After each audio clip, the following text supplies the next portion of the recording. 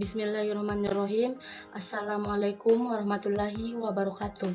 Perkenalkan, nama saya Sukma Wulandari dengan NIM 200906501001 Ekonomi Pembangunan Kelas A, Fakultas Ekonomi Universitas Negeri Makassar.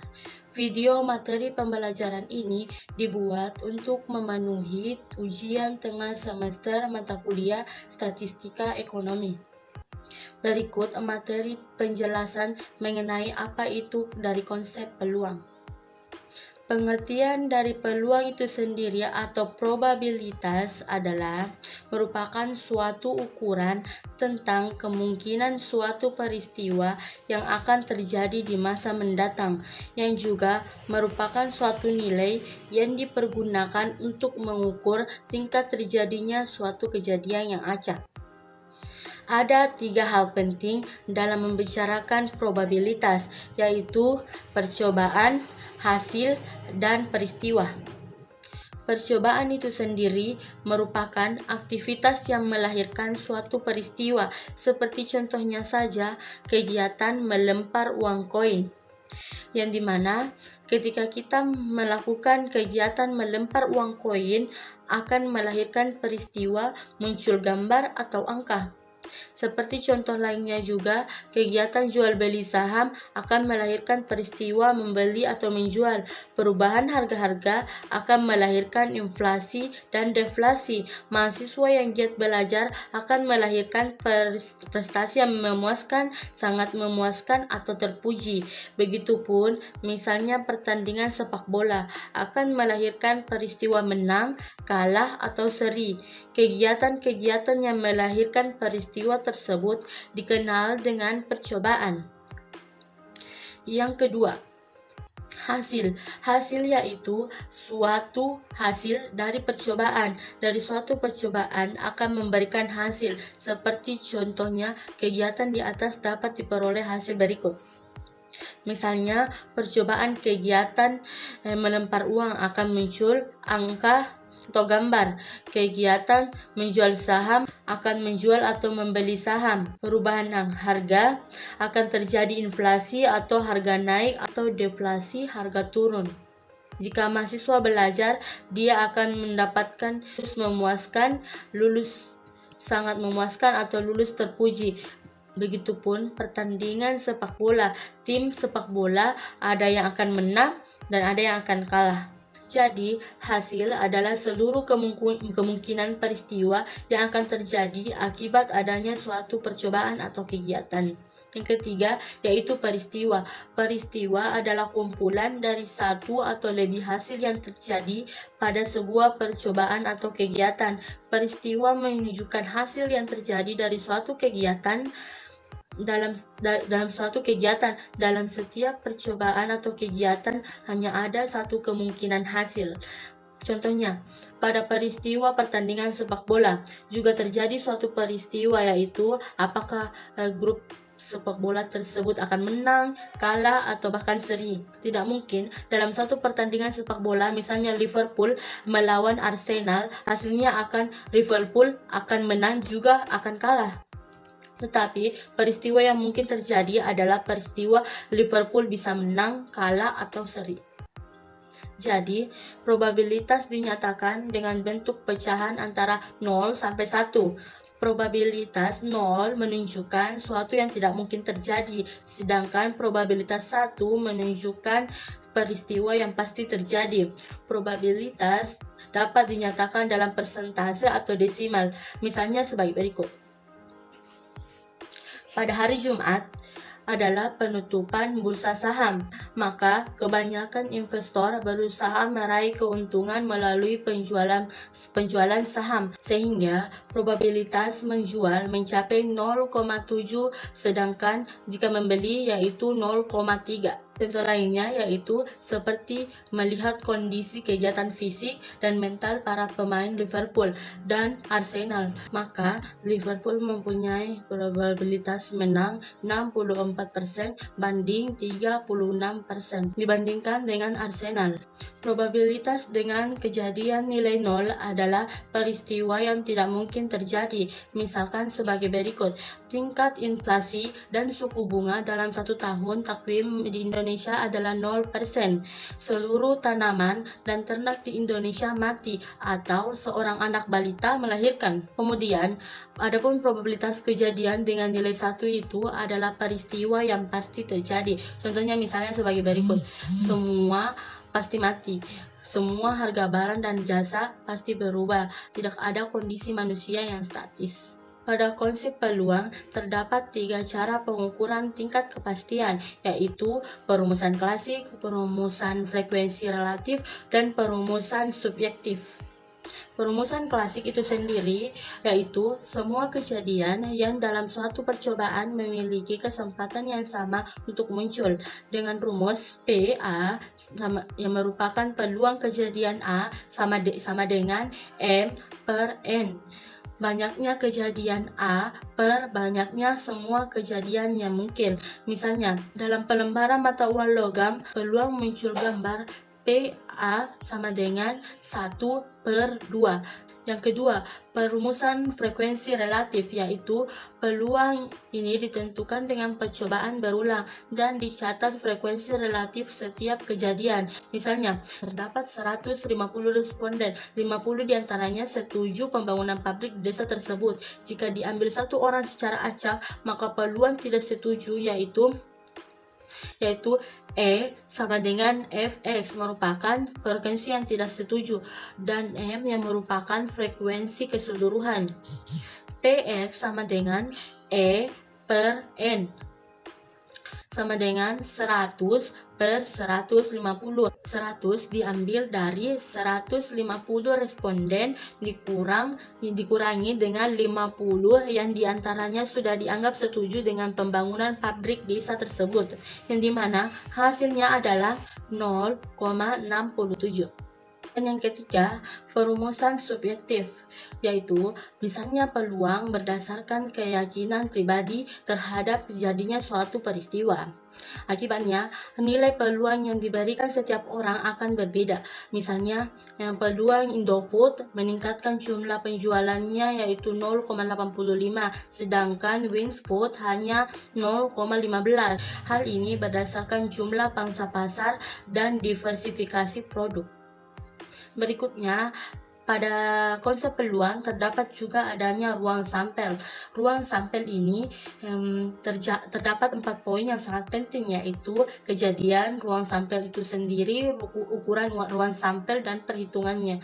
Kejadian yaitu berupa hasil dari suatu percobaan. Ruang sampel merupakan kumpulan dari semua kejadian, dan ukuran ruang sampel itu merupakan banyaknya kejadian yang mungkin akan terjadi. Selanjutnya, perhitungannya dapat melalui tiga cara, yaitu metode perkalian, permutasi, atau kombinasi.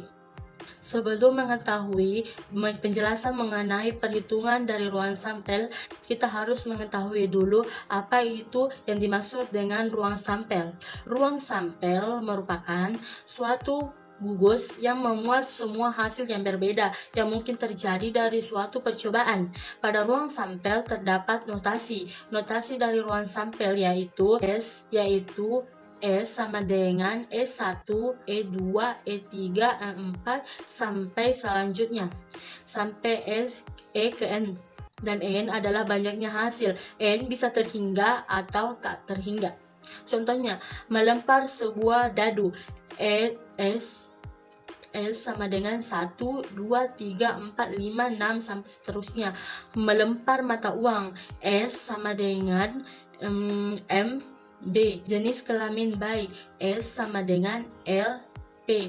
Kemudian terdapat ruang kejadian. Ruang kejadian adalah anak gugus dari ruang sampel yang memiliki karakteristik tertentu. Ruang kejadian ini biasanya dinotasikan dengan huruf kapital A, B, dan lainnya. Contohnya, sisi muka muncul dari pelemparan dua buah mata uang.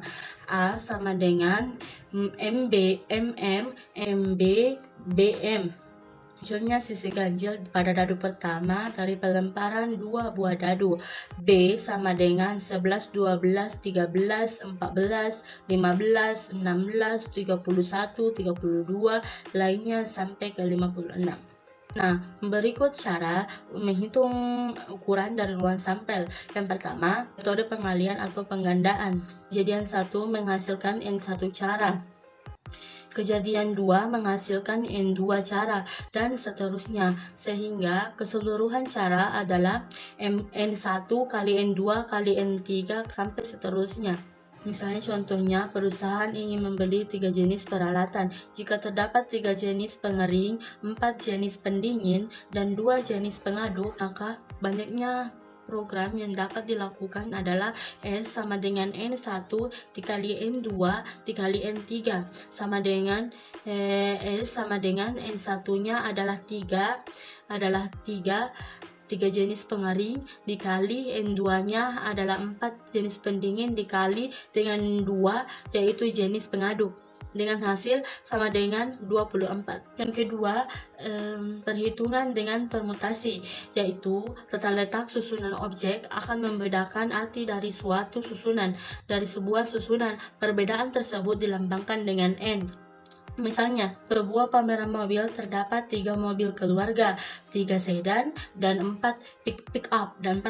Maka cara penyusunan mobil tersebut akan sebanyak P sama dengan 10 per 3, yang mana merupakan jumlah mobil keluarga dikali 3 yang merupakan sedan dikali 4 yang merupakan pick up, dengan hasilnya yaitu 4.200. Yang ketiga, menghitung dengan cara kombinasi, yaitu banyaknya kemungkinan pada saat pengambilan R objek dari N objek yang tersedia tanpa perhatian susunannya. Misalnya, 3 dari 4 pegawai akan dipilih untuk ditempatkan di luar kota. Maka cara yang mungkin adalah C sama dengan N per R dikali N kurang R. C sama dengan 4, yang dimana N-nya adalah 4 per 3 yang merupakan pegawai yang akan dipilih ditempatkan di luar kota dikali 4 yang merupakan jumlah pegawai yang dikurang 3 yang akan pergi, sama dengan hasilnya yaitu 4. Nah, setelah mengetahui cara perhitungan dari ruang sampel, selanjutnya yaitu peluang berbagi kejadian. Peluang berbagi kejadian ini memiliki 3 kejadian, yaitu kejadian terpisah, kejadian bebas, dan kejadian tak bebas. Yang pertama, kejadian terpisah, yaitu 2 kejadian A dan B dikatakan terpisah jika kejadian tersebut tidak mungkin terjadi secara bersamaan. Dengan rumus yaitu P kali A irisan B sama dengan 0. Misalnya, seorang dealer mampu menjual mobil pada hari ini. Bila A adalah kejadian mobil terjual dan B adalah kejadian mobil tidak terjual, maka A dan B adalah kejadian yang saling terpisah. Dan yang kedua, kejadian bebas, yaitu pada kejadian bebas ini 2 kejadian A dan B dikatakan bebas jika kejadian A tidak tergantung muncul tidaknya kejadian B, dan sebaliknya walau ada kemungkinan keduanya terjadi bersamaan. Dengan rumus P kali A irisan B sama dengan PA dikali PB. Misalnya, peluang mobil damkar tersedia 0,98 dan ambulans 0,92. Jika terjadi kebakaran, maka peluang kedua mobil dapat digunakan bersama, yaitu PA irisan B sama dengan 0,98 yang merupakan mobil damkar yang tersedia dikali 0,92 yang merupakan ambulans, dengan hasil yaitu 0,90. Yang ketiga, kejadian tak bebas. Kejadian A dan B tidak bebas jika kejadian yang satu dipengaruhi kejadian yang lain. P A atau B sama dengan P A irisan B per PB, disebut juga peluang bersyarat. A atau B adalah peluang A setelah B terjadi. B atau A sama dengan PA irisan B per PA, di mana B atau A adalah peluang B setelah A terjadi. Misalnya, peluang pesawat berangkat tepat waktu 0,8, mendarat tepat waktu 0,92, dan peluang berangkat dan mendarat tepat waktu 0,78. Peluang mendarat tepat waktu jika berangkat tepat waktu yaitu B atau A sama dengan PA irisan B per PA sama dengan 0,78, yang merupakan peluang berangkat dan mendarat tepat waktu per atau dibagi 0,83 yang merupakan pesawat berangkat tepat waktu dengan hasil 0,94. Begitupun peluang berangkat tepat waktu jika mendarat tepat waktu, yaitu dengan cara P A atau B sama dengan P A irisan B per PB sama dengan 0,78 yang merupakan peluang berangkat dan mendarat tepat waktu per atau dibagi 0,92 yang merupakan mendarat tepat waktu dengan hasilnya yaitu 0,85. Itulah tadi video materi dari konsep peluang.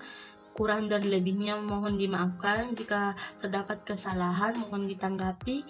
Terima kasih sudah menonton video pembelajaran ini. Sekian dari saya. Wassalamualaikum warahmatullahi wabarakatuh.